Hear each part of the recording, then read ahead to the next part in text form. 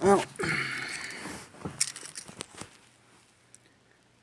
this is the third time I've tried making a video for you YouTube. Sometimes technology just sucks.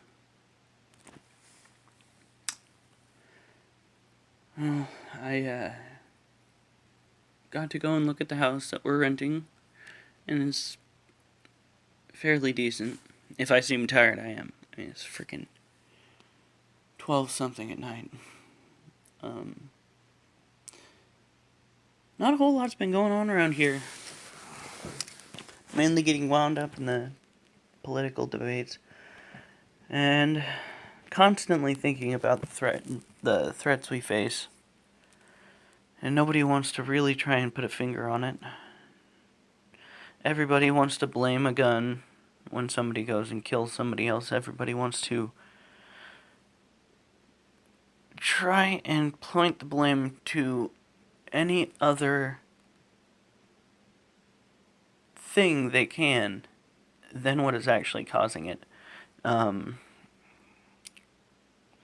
life's been pretty interesting. At least since we last talked. I've been helping out around this place, this house, getting ready for the move. Went out, got pumpkins, and carved them today with friends. We were supposed to be going to the pumpkin patch, but that freaking traffic out there, Southeast Island, is nuts. We got poaching recently, and we have an outcry in our community right now against the people that are doing drugs. Two aspects, two realities that we have around here that we face on a daily basis. And it's not like it's going to go away anytime soon. The only problem is it's kids that seem to be getting caught up in it. Kids always have, but when you're 18 or younger and you get caught up in drugs, it's asking to destroy your life.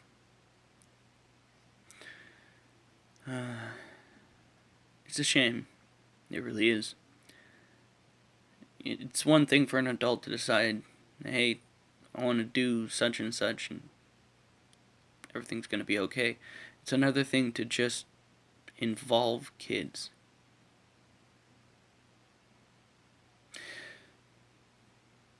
There was a group on Facebook. They called out a house that was full of kids that we're using, and the cops showed up, and apparently there's a push to get the people living in that house pushed out of town. And although I don't like people invading other people's privacies, when your drug addiction gets kids involved, you're asking to get booted. Those are kids you're involving. And I know you want people to stay out of your business, and by all means they should, but when your business involves other people's children, you're done.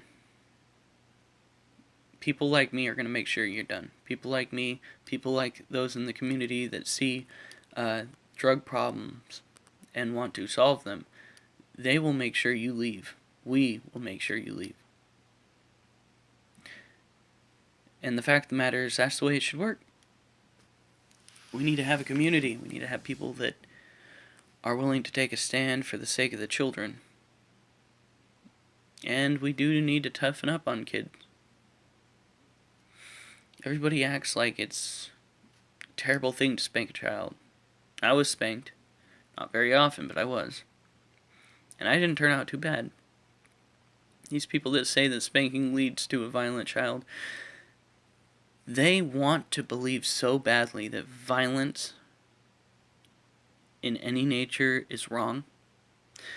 But when you're disciplining a child because he's being a little shit and doing something that could later jeopardize the lives of others,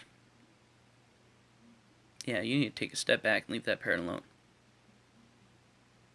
Somebody spanks their child, or somebody disciplines, if a mother calls the police on her kid because the child is involved in heavy drugs. I'm not talking marijuana.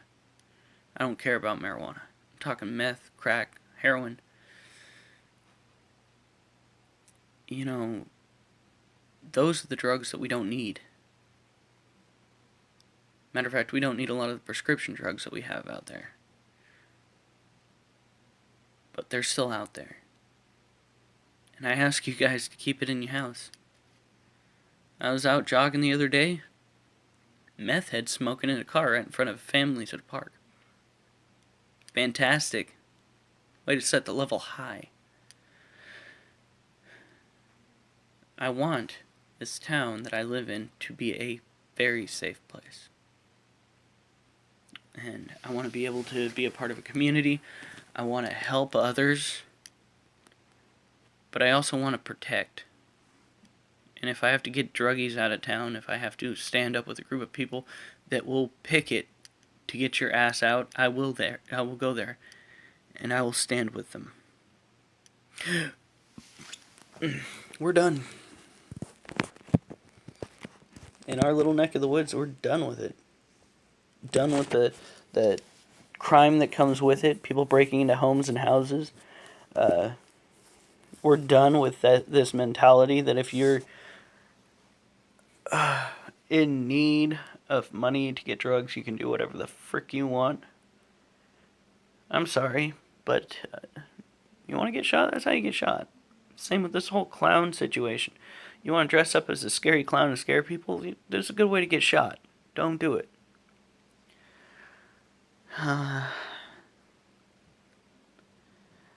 Life has always been a little bit hectic since the breakup, like a year ago. Being able to put myself in a position where I feel secure, it's difficult, but I think I'm getting there. There's a lot to do in these coming weeks. Winter is coming. We're halfway through fall. And I don't know. I feel a sense of uneasiness, but also a sense of adventure, because I'm once again gonna step out and do the adult thing. And adulting is hard. Adulting sucks. Anybody who says adulting is fun, like, we were kids. We were told to believe that being an adult was going to be fantastic. Do what we want, eat what we want. But when you're an adult, it's like, you never have the time to do what you want. You never have the money to do what you want. You got bills to pay. You've got jobs to go to. And it's not like what we were promised. It's like Disney and their freaking happily ever after. 'Tis bullshit. 'Tis a big old steaming plate of bullshit. Happily ever after isn't something you're just gonna find. It's something you gotta push for. And some of us didn't get our happily ever after like we thought we would. Thanks, Disney. Fantastic. Now you get more realistic with your freaking movies. Where was that when I was a kid?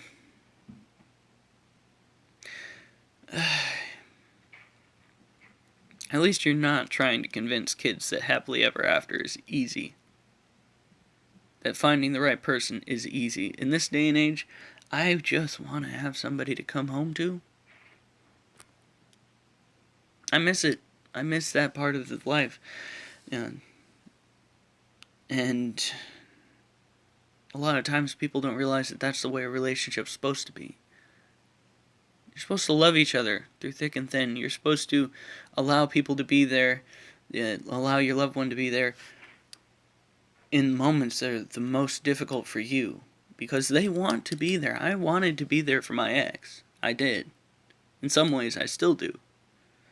But the fact of the matter is, she thought that I couldn't do it. So I got my heart broken.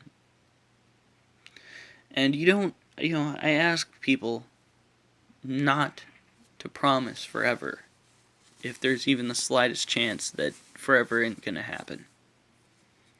Because that's one hell of a promise to break. That ain't fair. That's messed up, actually. Because when it comes to people like me, when we hear you say that you swear you're gonna be there, you better fucking be there. And you better not give up. When you give up after you promise someone something like that, yeah, it fucking hurts. It's called being honest. It's called holding your own self accountable. Because that is another person's heartstrings you're playing with. That's another person's life that is seemingly destroyed because you felt like they couldn't handle it.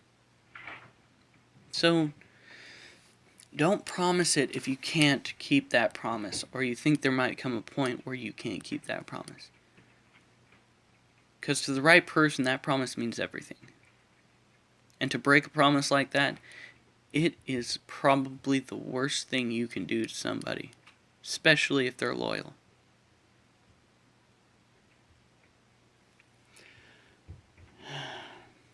I'm going to have to get back to y'all tomorrow. It's growing late. I gotta brush my teeth, get ready. Hopefully I'll have something a little bit more interesting. I just thought I'd stop and talk for a second.